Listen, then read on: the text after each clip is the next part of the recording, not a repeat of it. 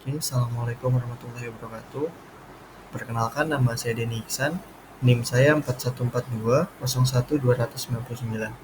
Kali ini saya akan membuat presentasi laporan praktikum dasar sistem kontrol. Oke, langsung saja. Untuk praktikum pertama yaitu praktikum pengatur proporsi. Untuk detailnya, rancangannya aku sudah buatkan di dalam Proteus ya, sesuai dengan arahan dari Bu Mega by YouTube kemarin. Nah, ini dia.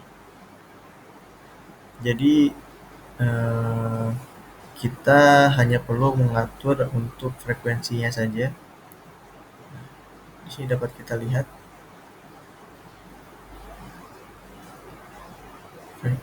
semakin besar frekuensinya, maka semakin rapat gelombang dan juga semakin mengecil ya. Nah, dari data ini juga saya sudah menyesuaikan posisi-posisi input dan outputnya. Untuk inputnya di sini terbaca, kita lihat sini, ada 1, 2, 3, 4, 5, 6 kotak dikalikan 10 sama dengan berarti 60 mV atau setara dengan 0,06 volt ya, dibagikan dengan 1000. Begitu pula dengan outputnya ya. Outputnya itu terdapat 1, 2, 3, 4, 5, 5 setengah ya. 5 setengah dikalikan 5 sama dengan 27,5. Dari percobaan pertama yang saya baca dan dapat diambil kesimpulan, yang pertama itu untuk mengatur proporsional atau P menghasilkan keluaran yang sebanding dengan error. Semakin besar error, maka semakin besar pula output controller. Konstansa proporsional atau Kp menentukan besarnya penguatan output terhadap error. Dan yang kedua, kesimpulannya ialah Kp mempengaruhi respon sistem. Kp yang kecil menghasilkan respon lambat dengan error steady state yang besar. Kp yang besar menghasilkan respon cepat, tetapi dapat menyebabkan overshoot dan osilasi. Ini adalah yang saya lampirkan untuk perancangan Proteusnya. Oke, yang kedua ialah praktikum pengatur integrator atau pengatur satu. Saya juga sudah buatkan rangkaiannya dan hasil dari percobaannya. Nah, ini untuk yang kedua, langsung saja kita run ya. Oke, yang kedua kita tes di frekuensi 100 terlebih dahulu ya. Jadi kita atur dulu.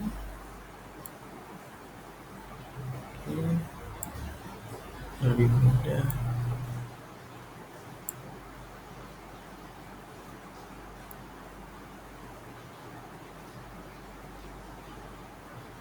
Oke, kurang lebih seperti ini. Jadi untuk percobaan kedua, kita hanya perlu mengatur frekuensinya saja ya, yang di point center and range. Jadi untuk inputnya dia tetap, bila kita cuma semakin rapat ya, tapi untuk inputnya dia tegangannya tetap di 60 ya, 60 mV, 1, 2, 3, 4, 5, 6 ya, 60 mV. Tetapi untuk outputnya semakin besar frekuensi, maka semakin kecil output tegangan keluaran dari rangkaian ini. Oke, langsung aja kita coba. Ini untuk frekuensi 100 Hz. Dia ada di 0,3 mV, 0,3 volt sorry. Dan untuk yang 200 Hz dia semakin kecil. Oke, kita ubah aja ya range-nya. Oke, ini dia ada di 1,5 ya, 1,5 150 milivolt atau 0,15 volt. Lanjut lagi di frekuensi 300, dia semakin kecil ke kotak, itu berarti 1 volt. Lanjut lagi di 400. Oke, kita mulai kecilkan ya di 400. Oke, 1, 2, 3, 4 kurang nih. 4 kali 20, 80 karena ini setengah. Jadi sekitar 0,075 volt.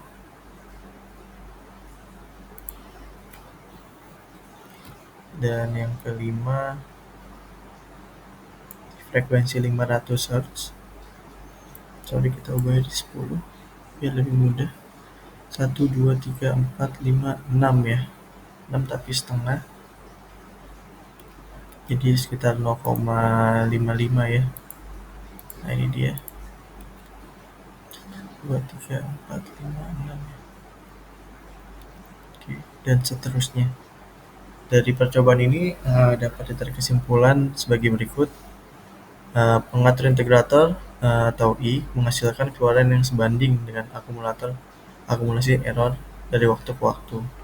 Ini berarti meskipun error kecil, output kontrol akan terus bertambah selama error masih ada. Pengaturan integrator mampu menghilangkan error steady state. Karena sifat akumulatifnya, integrator akan terus meningkatkan output kontrol hingga error benar-benar nol. Oke, ini saya lampirkan untuk percobaannya menggunakan Proteus. Oke, lanjut kita ke percobaan ketiga ya, pengatur diferensiator atau pengatur D. Nah, kayaknya juga sudah aku buat dengan Proteus. Nah, ini dia, langsung aja kita run. Nah, ini kebalikannya, kita mulai dari 1000 Hz ya. Ini juga sudah aku sesuaikan. Untuk inputnya tetap sama, inputnya di 0,06 ya, 0,06 volt atau 60 milivolt. 1, 2, 3, 4, 5, 6 ya, sama ya. Oke. Sekarang kita lihat di frekuensi 1000, tegangannya untuk output ada di ini 50 ya, 50 milivolt. 1, 2, 3, 4, 5 dikalikan 5, jadi 250 milivolt atau setara dengan 0,25 volt. Lanjut kita ke 900 Hz. Kita lihat di sini 1, 2, 3, 4 setengah ya, atau kita bisa bilang 0,225.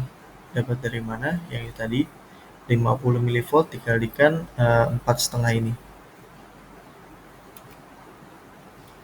Dan sekarang untuk yang 800 Hz, untuk 800 Hz kita lihat di sini. Oke, dia ada 4, 1, 2, 3, 4 dikalikan 50 milivolt jadi 200 milivolt, atau kita konversikan ke volt jadi 0,2 volt, dan seterusnya. Lalu dari percobaan ini ada beberapa pertanyaan, yaitu jelaskan fungsi dari rangkaian diferensiator. Yang pertama, untuk fungsi utama dari rangkaian diferensiator adalah untuk menghasilkan tegangan output yang sebanding dengan turunan dari tegangan input terhadap waktu. Dengan kata lain, rangkaian ini mengukur seberapa cepat tegangan input berubah. Oke, lanjut. Ya, untuk pertanyaan yang kedua, hitung besarnya tegangan output pada rangkaian diferensiator jika diketahui besarnya kapasitor input adalah 0,05 mikrofarad, tahanan feedback sebesar 500 kilo-ohm, dengan sinyal input berupa gelombang sinus yang mempunyai tegangan puncak sebesar 1 volt. Untuk nomor 2, dapat dijawab besarnya tegangan output puncak pada rangkaian diferensiator adalah minus 0,025 dikalikan dengan volt, di mana adalah frekuensi sudut dari sinyal input gelombang sinus dari radian per detik. Terus yang ketiga, Untuk kesimpulan dari percobaan di atas ialah yang pertama, pengatur diferensiator atau D menghasilkan keluaran yang sebanding dengan laju perubahan error.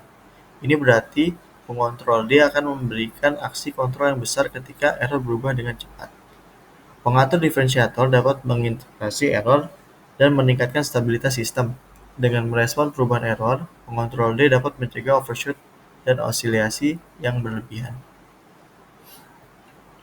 Ini adalah lampiran dari Proteus yang tadi. Oke, kita di percobaan yang terakhir ya, mengatur PID. Jujur untuk mengatur PID ini saya masih kurang paham, tapi aku juga sudah buatkan rangkaiannya. Ini dia. Kalau yang saya lihat antara yang hasil rangkaian ini dengan yang di-share di YouTube sudah hampir mirip ya. Cuma untuk penjelasannya aku coba cari di beberapa artikel ya. Untuk percobaan ini dapat ditarik kesimpulan pengatur PID menggabungkan aksi proporsional atau P, integral I, dan diferensial D untuk menghasilkan respon sistem yang optimal. Aksi P mempercepat respon, aksi I menghilangkan error steady state, dan aksi D meningkatkan stabilitas dan mengantisipasi error. Lalu yang kedua, pengaturan konstanta Kp, Ki, dan Kd mempengaruhi respon sistem. Kp mempengaruhi kecepatan respon, Ki mempengaruhi eliminasi error steady state, dan Kd mempengaruhi redaman dan stabilitas, dan seterusnya. Nah, ini terlampir untuk percobaan keempat. Lalu, untuk percobaan yang terakhir, penjumlahan tegangan, ini juga jujur aku masih kurang paham. Dan yang saya baca di internet, yang di-share dari Bu Mega, itu aku belum nemu, karena cuma sampai 4 percobaan aja ya. Tapi untuk hasilnya ini sudah saya lampirkan. Dan kesimpulannya ialah suatu penjumlahan tegangan dengan menggunakan penguat operasional akan memiliki penguatan tegangan sama dengan 1. Tetapi menjumlahkan beberapa tegangan masukan baik positif maupun negatif. Sekian presentasi dari saya. Kurang lebihnya mohon maaf. Assalamualaikum warahmatullahi wabarakatuh.